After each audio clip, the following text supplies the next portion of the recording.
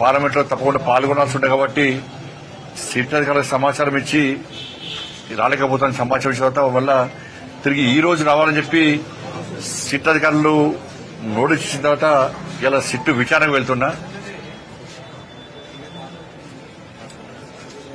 నా దగ్గర ఉన్నటువంటి సమాచారం, నా దగ్గర ఉన్నటువంటి రికార్డ్స్,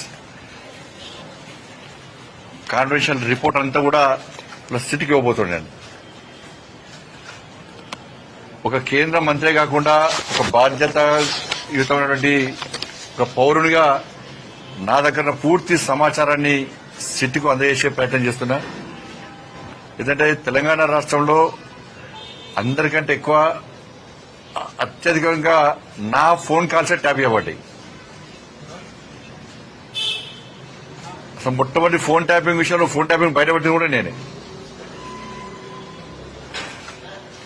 అందరి నా ఫోన్లు, మా కుటుంబ సభ్యుల ఫోన్లు, మా సిబ్బంది ఫోన్లు, మా ఇంట్లో పనిచేసే వర్కర్ల ఫోన్లు, మా పార్టీ నాయకుల ఫోన్లు, మా పార్టీ కార్యకర్తల ఫోన్లు కూడా ఇలా కేసీఆర్ గారి ప్రభుత్వం ఇలా అన్ని కూడా ఫోన్ ట్యాప్ చేయబడ్డాయి. కాబట్టి ఈ విషయంలో ఇప్పటి కూడా ఈ కాంగ్రెస్ పార్టీ ప్రభుత్వం మీద నమ్మకం లేదు, సిట్ మీద నమ్మకం లేదు. సిట్ అధికారులు పోలీసుల మీద తప్పుపడతలేము, అధికారులు మంచోళ్లే, కానీ వాళ్లను స్వేచ్ఛగా అధిక విచారణ చేసేటువంటి అవకాశం కాంగ్రెస్ పార్టీ ప్రభుత్వం, రేవంత్ రెడ్డి ప్రభుత్వం ఇస్తలేదు. ఇదంతా కూడా టైంపాస్ కోసమే. సంవత్సరాలు విచారణ పెడుతున్న కాలయాపన చేస్తున్నది.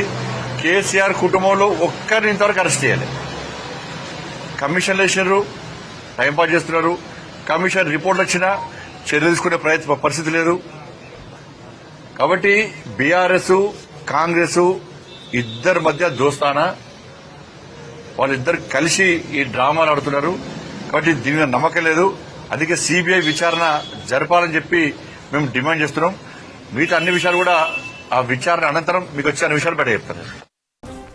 ఇవాళ ఫోన్ ట్యాపింగ్ కేసులో సిట్ కు వాంగ్మూలం ఇవ్వనున్నారు కేంద్ర మంత్రి బండి సంజయ్. దీనిపై గతంలోనే సిట్ విచారణకు పిలిచినా పార్లమెంటు సమావేశాల కారణంగా రాలేకపోయానని చెప్పారు. ఇవాళ దీనిపై తన దగ్గరున్న ఆధారాలను అందిస్తానని చెప్పారు బండి సంజయ్.